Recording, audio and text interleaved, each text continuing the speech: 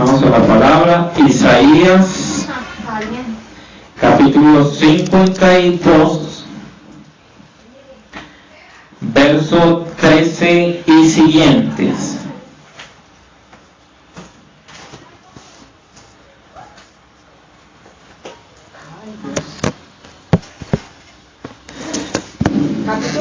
Isaías, capítulo 52, 13 y siguiente. Isaías, capítulo 52, verso 13 y siguientes. Dice: miren, mi siervo triunfará, será exaltado, levantado y muy enaltecido. Muchos se asombraron de él, pues tenía desfigurado el semblante, nada de humano tenía su aspecto. Del mismo modo muchas naciones se asombrarán, y en su presencia enmudecerán los reyes, porque verán lo que no se les había anunciado, y entenderán lo que no habían oído. Quien ha creído a nuestro mensaje, y a quien se le ha revelado el poder del Señor, creció en su presencia como vástago tierno, como raíz de tierra seca. No había en él belleza ni majestad alguna. Su aspecto no era atractivo y nada en su apariencia lo hacía deseable. Despreciado y rechazado por los hombres, varón de dolores, hecho para el sufrimiento. Todos evitaban mirarlo, fue despreciado y no lo estimamos.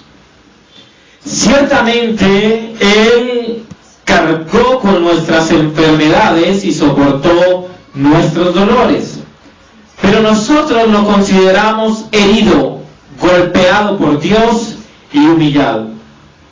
Él fue traspasado por nuestras rebeliones y molido por nuestras iniquidades.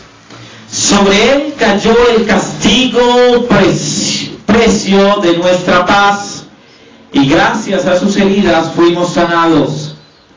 Todos andamos perdidos como ovejas, cada uno seguía su propio camino. Pero el Señor hizo recaer sobre él la iniquidad de todos nosotros, maltratado y humillado.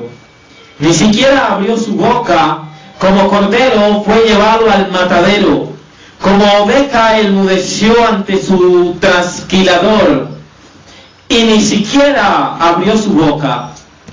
Después de aprenderlo,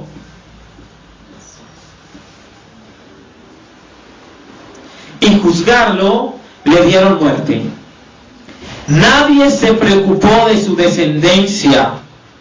Fue arrancado de tierra de los vivientes y golpeado por la transgresión de mi pueblo. Y se asignó un sepulcro con los malvados, y murió entre los malhechores, aunque nunca cometió violencia alguna, ni hubo engaño en su boca. Pero el Señor quiso quebrantarlo y hacerlo sufrir, y como Él ofreció su vida en expiación, verá su descendencia y prolongará sus días, y llevará a cabo la voluntad del Señor.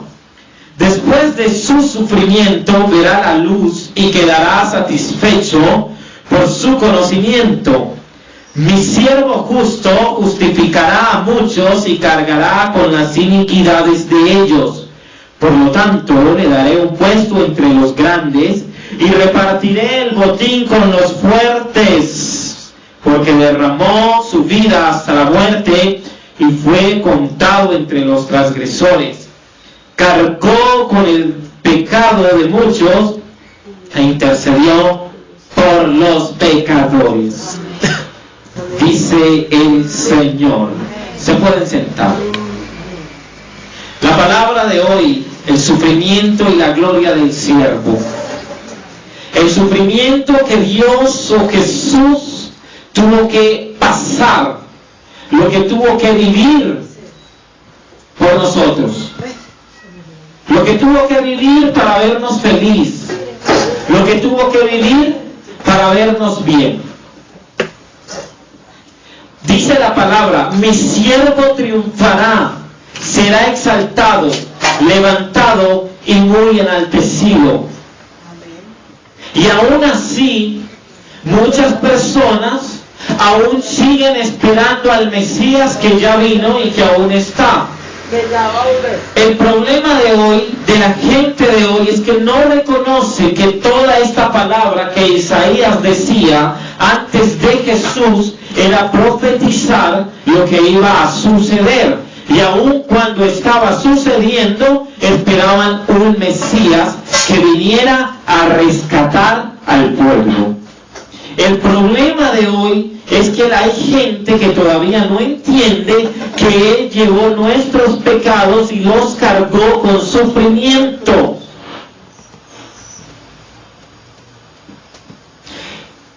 Dice la palabra en el verso 15: del mismo modo muchas naciones se asombrarán y en su presencia enmudecerán los reyes, porque verán lo que no se les había anunciado y entenderán lo que no habían oído. Cuando Jesús vino, los reyes quedaban asombrados porque Jesús vino a hablar algo que jamás nadie les había dicho. Y el problema fue que lo crucificaron por hablar la verdad. O sea que aquel que habla la verdad de parte de Dios es aquel que siempre va a ser crucificado de una manera brutal, como por ejemplo con falsos testimonios, por mentira y con el engaño de los demás. A eso nos tenemos que someter como personas seguidoras de Dios. Dice la palabra: ¿quién ha creído a nuestro mensaje y quién se le ha revelado el poder del Señor? Creció en su presencia como vástago tierno, como raíz de tierra seca. No había en él belleza ni majestad alguna. Su aspecto no era atractivo y nada a su apariencia lo hacía deseable. Despreciado y rechazado por los hombres, y aún todavía lo siguen rechazando.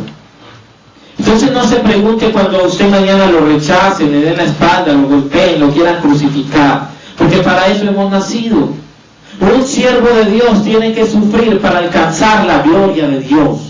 El que no sufre no puede ser un buen siervo de Dios, porque donde no hay sufrimiento no hay buena tarea. Yo también he dicho muchas veces: el día que dejen de hablar de mí, mal o bien, me voy a preocupar porque dejaré de ser importante para las naciones.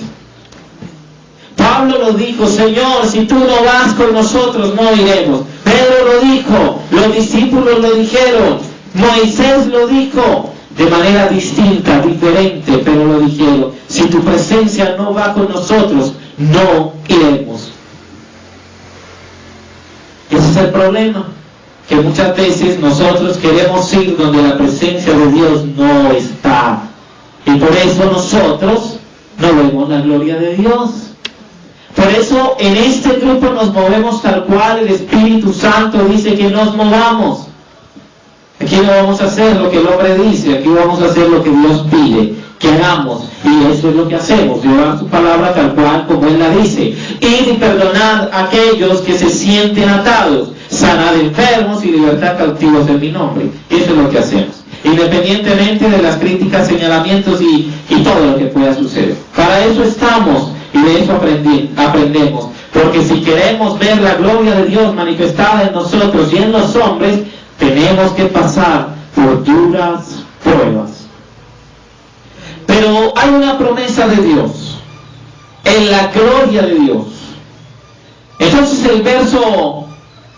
el capítulo 54, verso 1 siguiente dice: tú, mujer estéril que nunca has dado a luz, grita de alegría, tú que nunca tuviste dolores de parto. Prorrumpe en canciones y grita con júbilo, porque más hijos que la casada tendrá la desamparada, dice el Señor. No sé si lo entiendan, pero el Señor nos dice: si un día fuimos estériles, si un día dañamos la historia, entonces hoy